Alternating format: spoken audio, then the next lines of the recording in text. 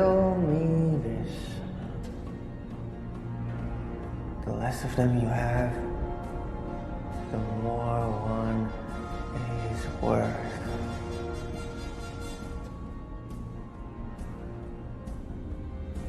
A friend.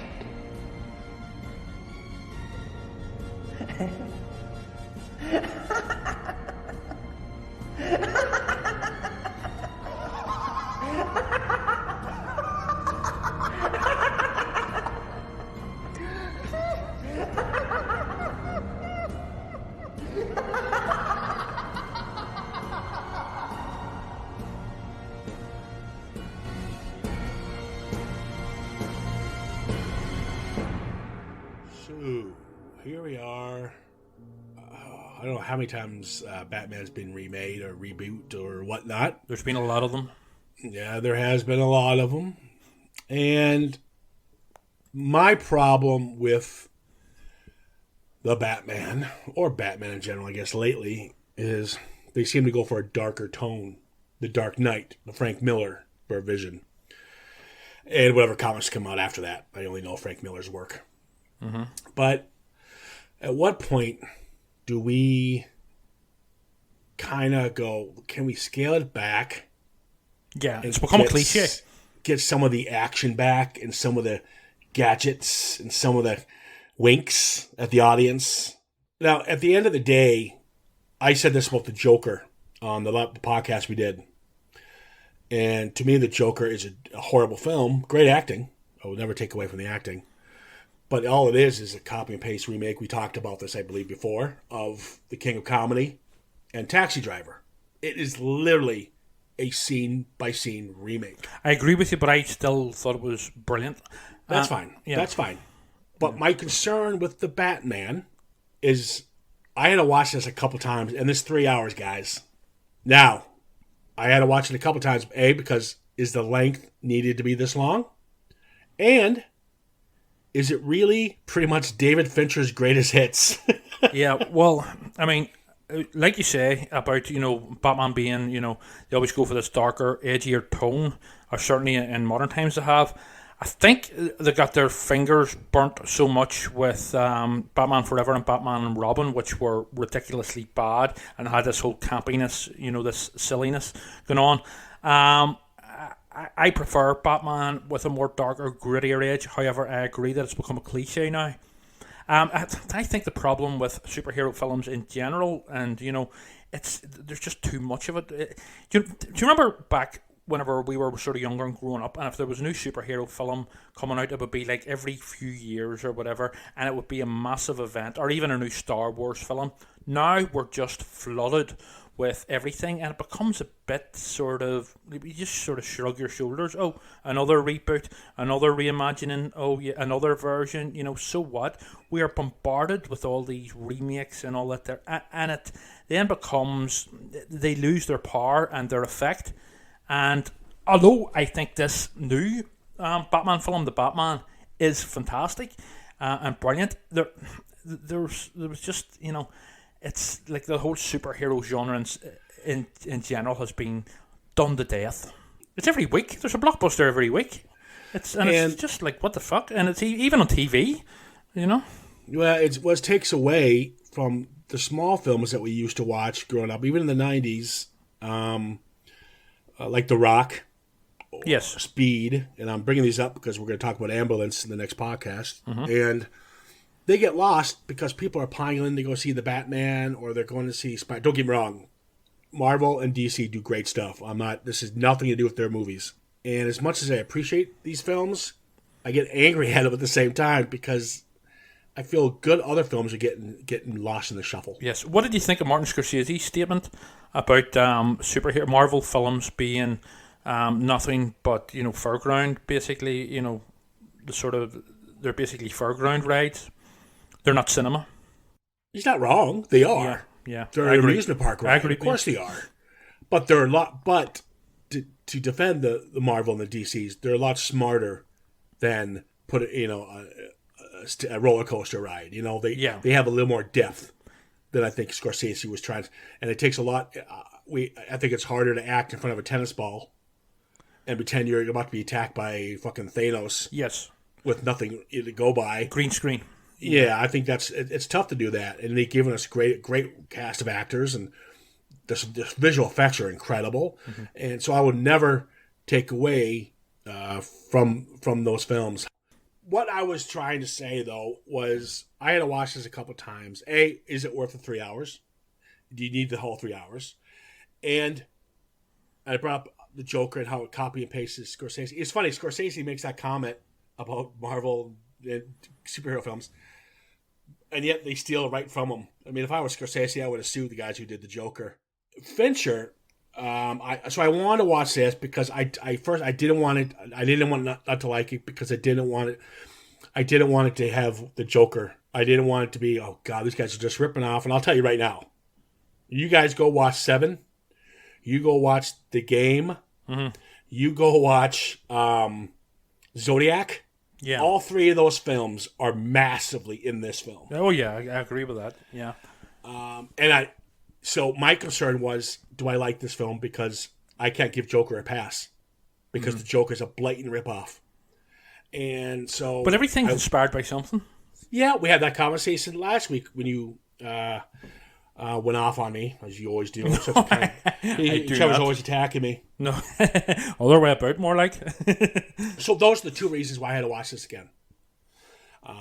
So let's just dive into it. Let's start off by the director, Matt Reeves. Matt Reeves, I'm not a fan of. He did Cloverfield, and then he did the Planet of the Apes films, which I did not like. But he is the first director, well, one of them, to actually do a remake of a foreign film that's actually better than the foreign film. And that's like unprecedented. You never hear that ever happen. He did a remake of Let the Right One In, and it's called Let Me In. Yes, his I've version. seen it. Yep. It's so good. That is a great film. So it was nice to see Matt Reeves coming on board. I still think it was directed by David Fincher. Yeah, it's obviously heavily influenced. I mean, I think they even admit it. Apparently, it's also inspired by, the music of Nirvana. I mean, that's obvious. Nirvana's music in That's it. the whole thing. Yeah. And other sorts of things. But I must admit, I certainly no expert on the Batman comics. I would just like to make that clear. However, from what I know of the Batman comics, Batman was originally a detective. There were more detective stories, Well, that's why Batman wasn't called Batman. It was called Detective Comics. Yes. So I loved how this is. I return to that. Well, this is an actual detective story. It's not so much a superhero story. It's a very grounded, more sort of police procedural detective story, and I really like that. It is actually an origin story of how Bruce Wayne learns how to handle being Batman. Yes. He doesn't actually become Batman to the end. He's vengeance. Yes, and I need to catch that ending scene is, to me, the best shot of the film. Yes. And it's a simple shot. We'll get to it. But Robert Pattinson, Zoe Kravitz, the great Jeffrey White, Colin Farrell, Paul Dano, underrated actor, Brilliant actor. John Turturro, and Andy Serkis. This casting can't get any better. The cast are absolutely superb throughout. I'm shocked at what I really liked about it too was the relationship between Wayne and Alfred. Yes. Because in the beginning, Wayne is quite a douchebag to Andy Serkis. Like, you're not my father. Those kind of comments. Yeah. And Alfred they both look like lost souls in this. Oh, yeah.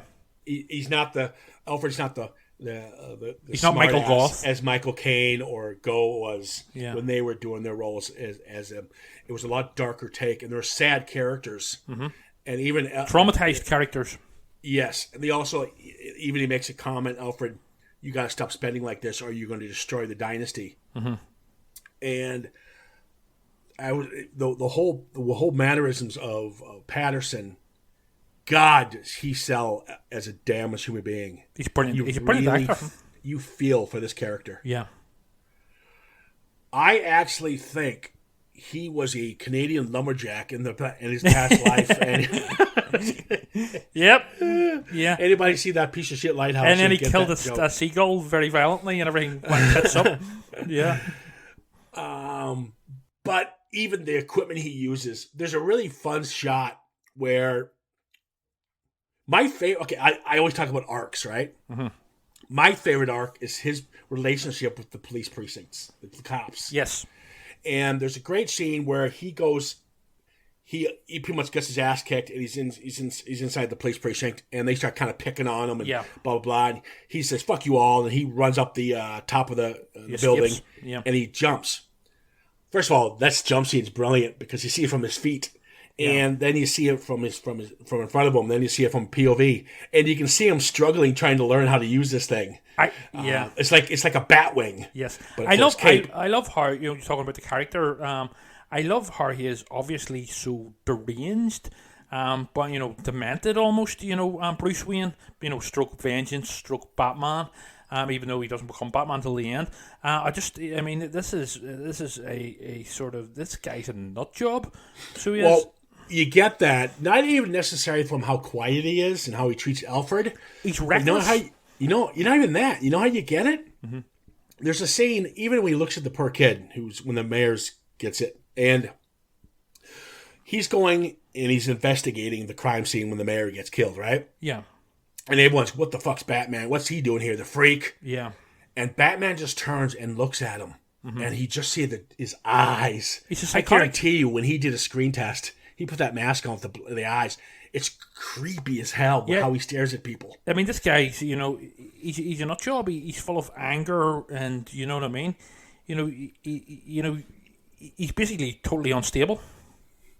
He does that quite a few times. And at the end, that's where he kind of goes full circle. He kind of changes that tone a bit. Yes. You can see it in the eyes on the motorcycle. It's a brilliant character arc. And what I was talking about with the cops always picking on him every time he shows up. Mm-hmm. What's he doing here? Fucking freak. It's Halloween. This is your favorite day. Yeah. It actually, I think you were talking about Fincher, but I think there's another big influence on to this film is The Crow. Yeah, it's got a crow.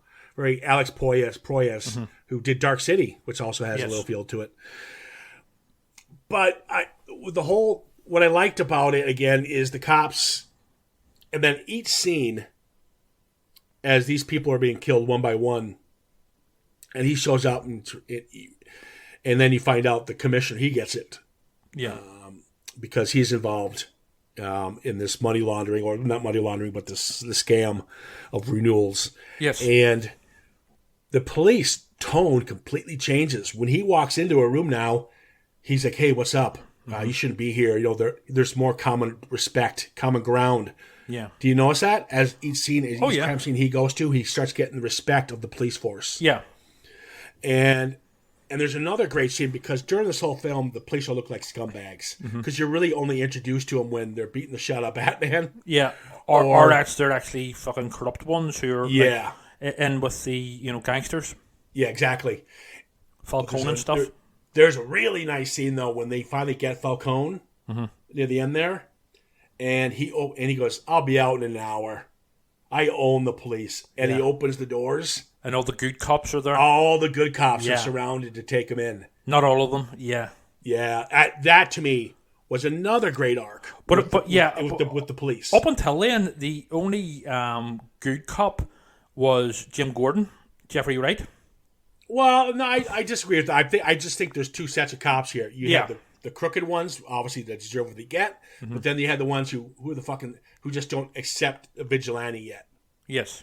There is a scene where we first introduce Batman, which is nice. You have these like Purge-esque characters. It's Halloween time, so they're in the white, like the Warriors who come out to play, and they're gonna beat up this guy, and you just hear the footsteps, and it's coming down, and they're just looking down this dark hallway, and it's Batman, which reminded me again of the scene of *Inglourious Basterds* with the baseball bat. Yeah, and I also loved Batman's outfit reveal in this. He's just wearing regular boots and stuff. Yeah. Besides his chest is the other thing he's really protected with. And the great thing about this Batman, he takes hits. Yes. And you see him, it doesn't feel good. But he's reckless.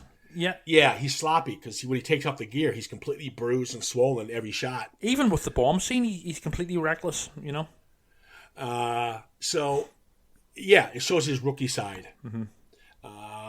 The one thing I didn't understand was, however, they keep calling him a vigilante, and vigilante doesn't necessarily mean you're killing somebody. Yes. You're just, it's eye for an eye kind of thing, or just punishing somebody. You're taking the law into your own hands. Yeah, so he doesn't, this whole entire film, kill anybody. Mm-hmm. And he stops, what's her name? Zoe Kravitz from doing it. Yes. Catwoman, technically. With the cop that she's going to kill. Yeah, which he deserved it. The dirty cop, yeah. And I just don't know why, they should have done something where he did kill some people. And where he then flips it, because now he's not as insane at the end of the film. He stops her from doing it because he's been doing it, going, "We need this. You can't become." Cross that line, yeah. Don't cross that line. Although he does say something similar whenever she's going to kill the dirty cop. He says, "You cross that line, you know, you're just as bad as them," or words to that effect. You know what I mean? They should have done something. That's what I'm saying. It makes more sense if he's actually done it, but he doesn't. He doesn't kill anybody. He won't. Mm-hmm. Well, but would have added a lot more dramatic weight to the character and his journey. You know? Yes, exactly.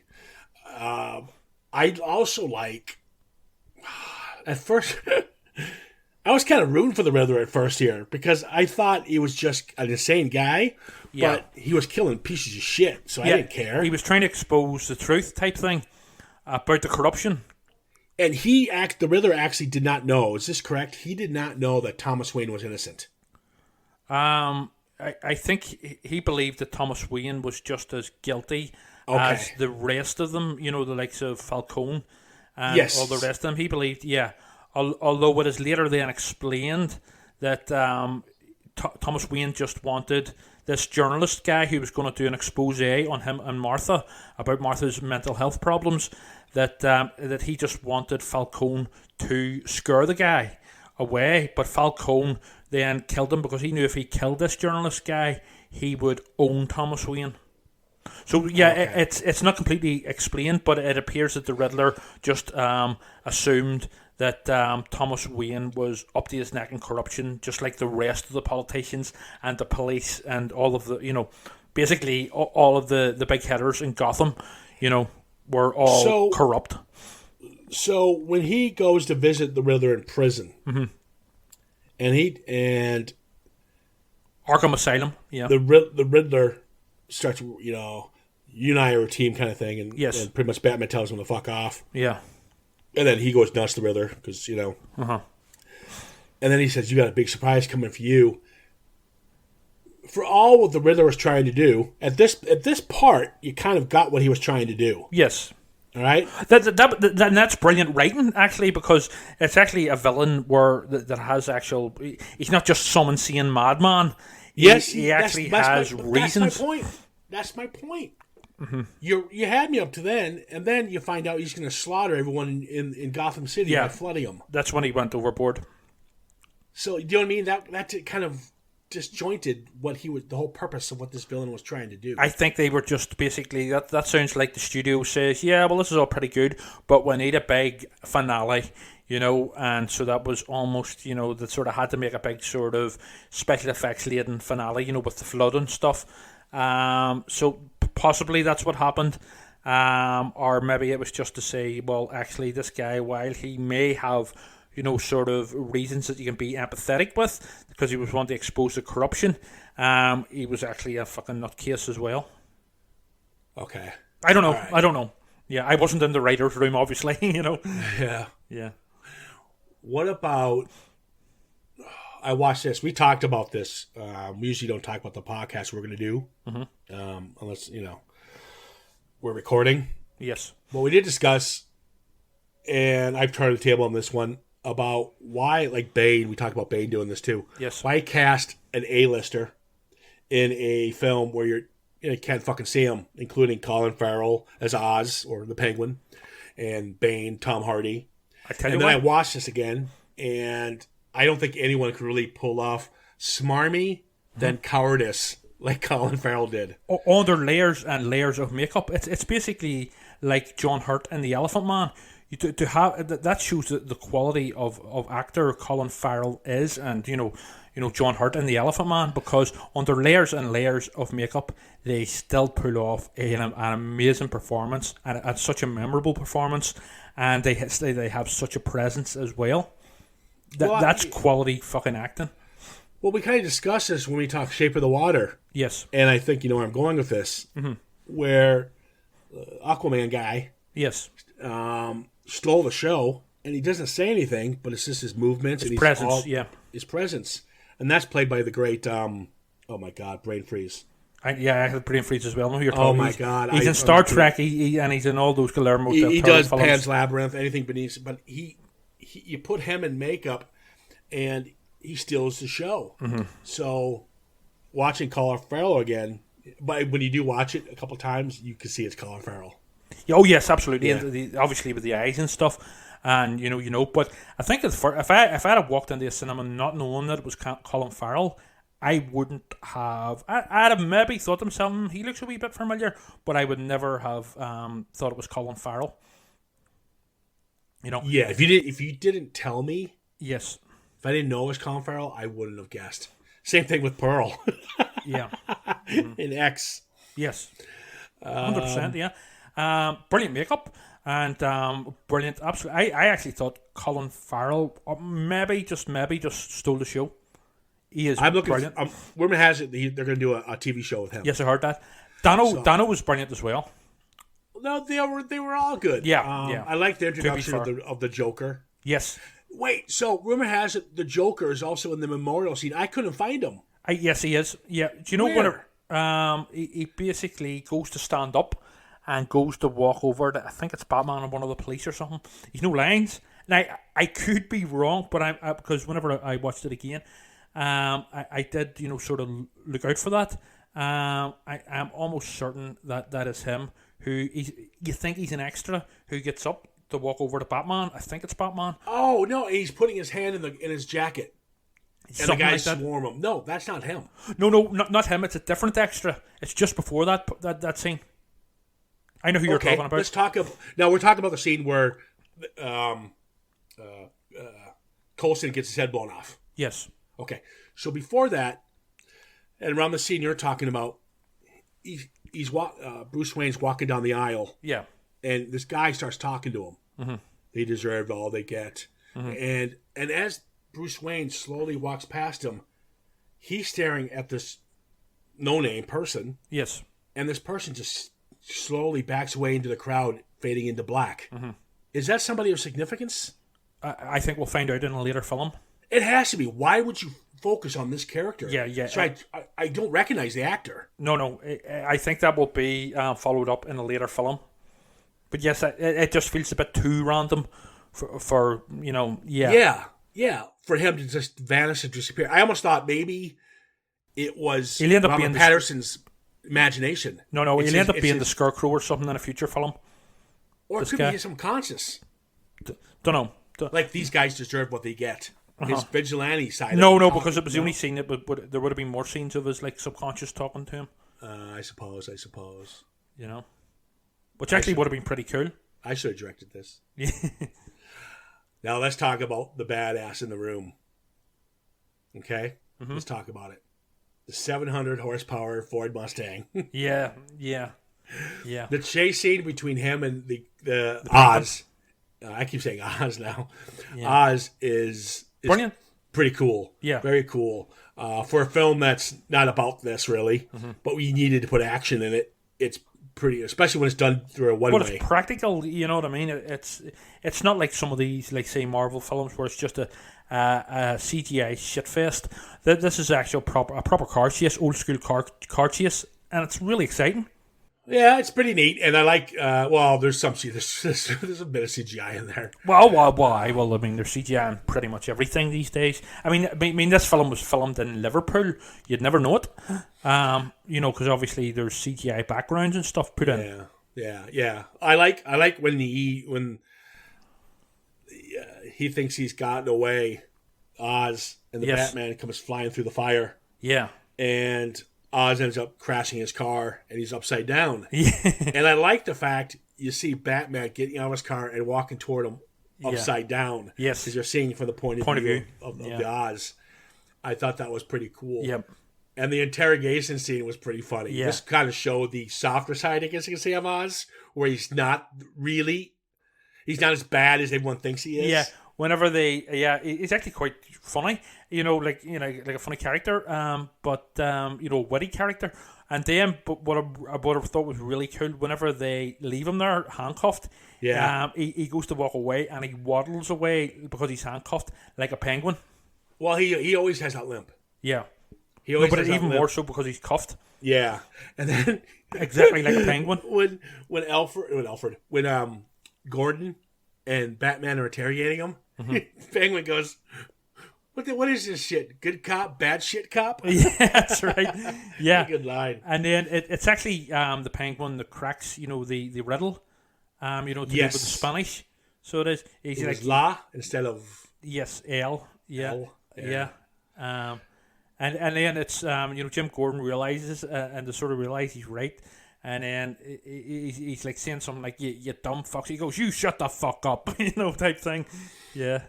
Yeah. Now, here, so there's this program or this called Renewal. Yes. And it is founded by Thomas Wayne. And the story is Thomas Wayne is going to donate $1 billion and then for orphans and stuff. For orphanage and for other whatever's going to happen within Gotham. Yeah. To help the poor, the needy, so forth. Yes. Humanitarian type yes. things. Yeah. Long story short, the men who are being killed, Martin, Coulson, Falcone, yes, are part of the people who pretty much killed Wayne to steal the money. Is that correct? Yes. Well, yeah, they wanted to sort of, Falcone wanted to own Wayne, and that would mean he would have his oar, in this renewal scheme. And basically, the renewal scheme was just a front. They were all skimming it. And that's what it was all about. Thomas Wayne wasn't. I think he was genuine, but he was basically tricked by Falcone. Why? Yeah. Well, it was his own fault. As Alfred says, he was a good man, but he had a moment of weakness. But basically, it was just pure corruption. There were it wasn't not just the gangsters either, like Falcone and stuff. It was also the dirty cops, the dirty politicians. I think it was basically Thomas Wayne started it up with very good intentions, but just that underbelly of crime and stuff, it just basically spread throughout it. Let's talk about Alfred in that scene. He tells the story. He kind of lets Bruce Wayne know that your father wasn't a criminal. This is what actually happened. Yes, but he was supposed. So when the Oz gives them the clue, they figure out, oh God, there's a bomb going to my house, to Wayne Towers, and Alfred's going to open it up. Can I just say as well, I love the reference in this scene to the 60s campy series, the phone, the bat phone. The one next to when she picks it up. When Bruce Wayne's trying to phone to get Alfred, the maid picks up. Yes, the housekeeper. It's that phone, that old style phone. Landline phone is total reference to the bat phone in the 60s campy series. Yeah, I remember that one. So when she picks up the red phone, he goes, get out of there now, there's a package coming, but he's too late. Yes. He's an hour early, whatever it is, an hour late. And it's a nice shot when he's booking on the motorcycle to get there, or is it the other car, and you see Wayne Towers on fire, the smoke coming out of it. After the bomb. Yeah, nice little shot. I like that. But long story short, Alfred's lying in bed. He's like all bleeding and black and pus and whatever. He's dying. And you have the doctor going, we're doing everything he can, but it's not looking good, man. Does he know what prays for the last rites? Now, this is not just Batman. This is like any fucking movie in the hospital. Yes. Give me his last rites. Those are pretty bad words to hear from a doctor. 10 minutes later, he's like, hey, what's up? I'm doing pretty good. Let me tell you the story about your father. Yeah, that bugged me a bit as well. And what I also think would have lent a much more dramatic and emotional weight to the film overall, and obviously there'll be more films, would be if Alfred actually died, and then obviously Bruce Wayne was haunted by this, even more haunted by this as well, because he blamed himself type thing, and it would have been a big shock and a big surprise, and I think that would have worked brilliantly. You're not wrong if it's the second one, because if you do that in this one, his arc would be gone. Because the Batman we get at the end of this is the Batman we want to see in the next one. Do you know what I mean? Yeah. But yeah, I thought that they were going to kill him.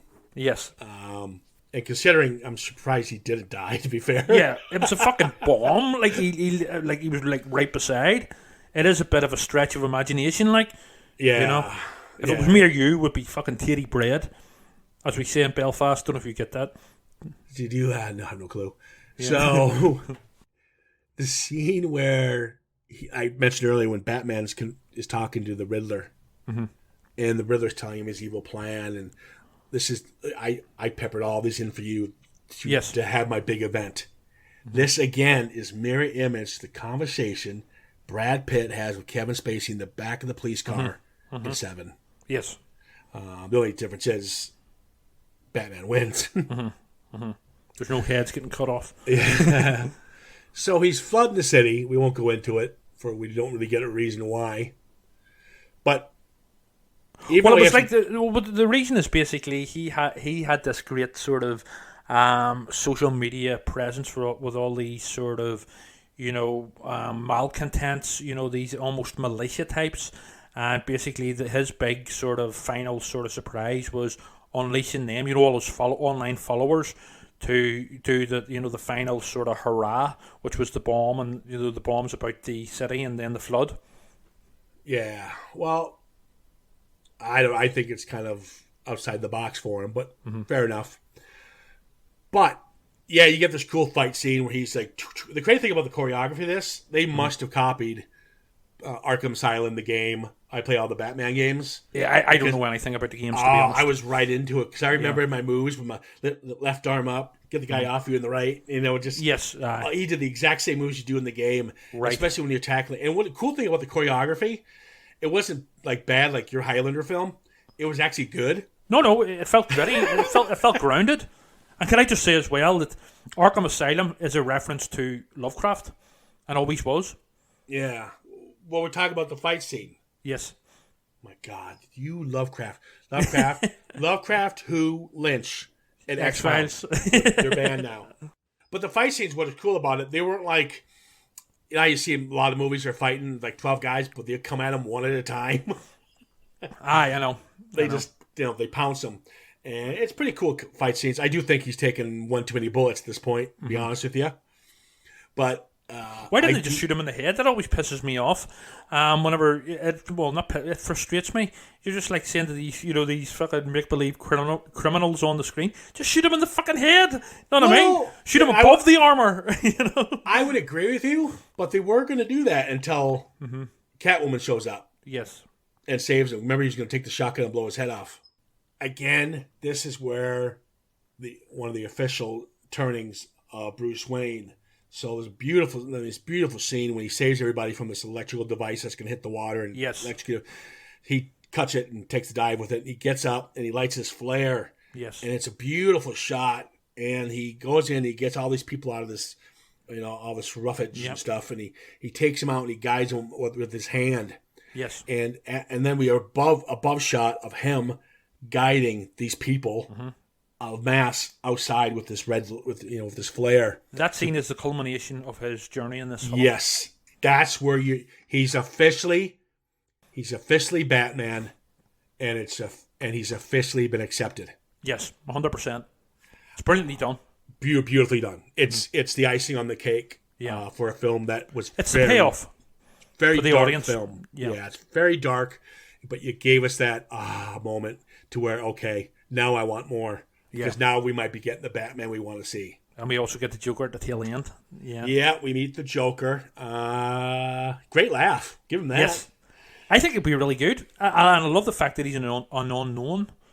Yeah. And he's young. Young. I think it's important to have a younger Joker because you have a younger Batman, obviously. So they'll play off well together. He's Irish, too. Yes, that's right. Him and Colin Farrell. Yep. Well, they worked together before, and he was in the Eternals. Yes. For I haven't Marvel. seen the Eternals, but yeah. That's horrible. Don't. Yeah, I heard it's shit. Yeah. But so she decides to go her way, and Catwoman and Batman decide. So they drive together motorcycles, and one goes the other way, and one goes the other. Yes. And there's a nice shot at the very, very end where it's just a close up of him on the motorcycle when you see his face, obviously. And he looks you see him turning and looking in the rearview mirror, and from the rearview mirror we can see her disappearing into down the street. And then the minute she disappears out of his life, technically, he revs it up and he goes full on gear back to the Batcave. It's an awesome, right there. You knew time to do some good. Yeah. Yeah. Nice ending. Yes. No. I think overall, if we're given sort of ratings for this film, I'd give it a 9 out of 10, maybe a 9.5. I think it's exactly what I want from a Batman film. And I'm a Batman fan. I'm not a superhero fan generally, but I've always been a sort of Batman fan since I was a kid. And this is, to me, is quite possibly the best Batman film of them all. And I think it's even better than The Dark Knight. I don't know where I'm at yet. To me, it's just a one-off. We'll see what happens with the sequel. Yeah, we'll see where it goes. But as a one-off Batman film, to be honest with you, my favourite Batman film has actually always been Batman Returns. So it has, with Michelle Pfeiffer and Christopher Walken and stuff, Michael Keaton. But yeah, I think this is like the Batman film I've always wanted. The Bale ones, I think they look a bit dated actually now, believe it or not, even though they're only like 10 years or so old. They're all right. You can't say dated. You can't say dated, but you like Batman Returns. Yeah, I know, but it's obviously sort of dated, special effects wise and stuff like that. But it's still, I love the gothic feel of it, Batman Returns. But no, this is the Batman film that I've always wanted as a sort of, I wouldn't be a super fan, I wouldn't be a massive fan, but a general fan of, if I had to pick a superhero that I liked the best, that I was the biggest fan of, it would be Batman. And this is the Batman film that I've always wanted. Yes, hugely influenced by the likes of, Fincher, The Crow, but all of this dark stuff that I like. So, yeah, I thought it was, I think it's excellent. The other day, I'm not going to compare it to any other Batman because I think all Batmans bring different Batmans to the table. Michael Keaton's was brilliant. Fair enough, Christian Bale was brilliant. I am not mentioning Kilmer Clooney. Yes. And Ben Affleck's Batman. They all bring something to the table. And still waiting, because we haven't still, even with Keaton's, besides Jack Nicholson overdoing it a bit. Yes. We haven't gotten the old grounded James Bond kind of Batman yet. Well, we did with Bale. I take that back because you still had Morgan Freeman had the gadgets. He made Morgan Freeman was basically Q. Yeah, so maybe we'll get that in this next one. I can't really judge it until we get something else out of it. It's a good film, but it's a Batman film at the end of the day. And the acting is just fucking classy throughout. And the mood, I love the mood and the atmosphere. Brilliant score. As well, that really sets that mood, and I'm not just talking about the Nirvana song, which works brilliantly as well, but But I mean, these days you sort of almost expect that from big studios, with Batman or whatever. But I'm sort of contradicting myself a bit by what I said earlier on about sort of factory filmmaking. But I suppose this is factory filmmaking done right, even though I'm in general terms against factory filmmaking, if you know what I mean. Yeah, it's almost like they brought in a director who had an actual vision, You can't say that, man. You can't sit there and say that Whedon and the Russo brothers don't have vision when they do Marvel. That's stupid. No, well, I mean... come on. I'm not an expert on Marvel, right? I must admit that. But, yes, what they pulled off takes vision. Well, maybe I'm just... maybe Reeves' vision was more suited to my... Fine, sort of there taste. you go. But you can't that type of aesthetic. Okay, that's different. I agree with you on that, but those Marvel films are brilliant. I don't want people to I understand haven't. that. I must admit, I haven't seen very many Marvel films. Oh, well, there you go. Everyone, I've seen a few. everyone, if you want to hate Trevor on Facebook, you can go ahead and do that. But one that particularly stands out for me in its naffness was the Captain Marvel, and I just thought, Oh no, that was crap. Yeah, don't get me wrong. that was childish. If you're going to see a Marvel film, you picked the wrong one. Yeah.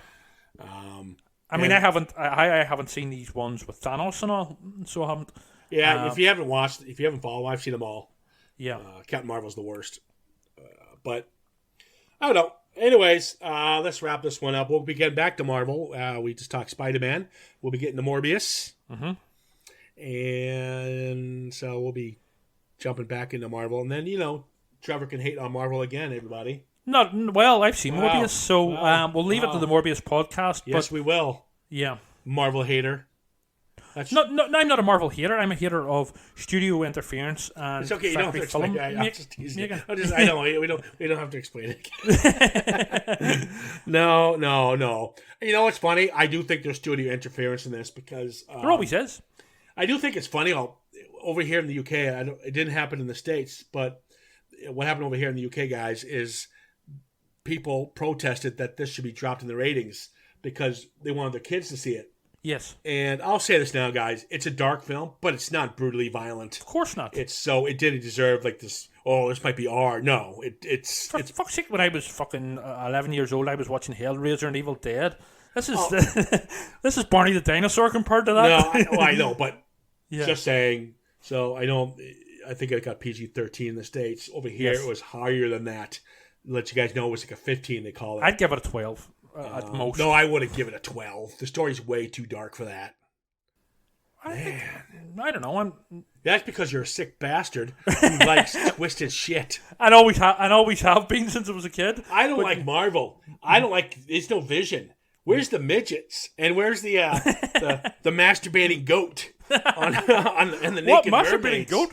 What fucking film are you watching? You're fucking Lighthouse. Where the fuck you're watching? Oh, where's the David Lynch style? Where's the mermaid? Yeah. I meant Little People. I didn't mean. Yeah, that's it. Yeah. Get that out. Well, I mean, obviously Twin Peaks with the Dancing Dwarf. Yeah, that's what I was talking about. Backwards talking Dancing Dwarf. Oh, give me a fucking break. So he's the arm. He's actually an arm. A physical manifestation of Mike the one-armed man's missing arm. I'm not even joking there. All right, so that's it, people. We're going to end now with that one. On that note, we appreciate you your patience with while we get the Batman out. And after recording this, and I'm kind of think you're not going to. You wish you waited longer. But thanks for listening, and keep the downloads and streaming coming. You can follow us in Sinister Frame _podcast on Instagram and, of course, on Facebook. Give us a shout. Any likes and dislikes of the podcast, or if you want us to do something for you, certainly drop us a line. The new issue of Phantasmagoria, is this out now, or are we still waiting? It's going to be officially launched at ChillerCon at the end of May. But it'll be released to Amazon about a week before that, so say around the 19th of May. And it's the Brian Lumley special. There you go, 19th of May, everybody. 19th of May. It's a busy month. You got ChillerCon and then Top Gun 2 Maverick. Yep. That's it, Maverick. Yeah. Got the IMAX tickets already. Gonna be excited. Excellent. Good stuff. All right, guys. Thanks for listening. Take care of yourselves. We'll talk soon.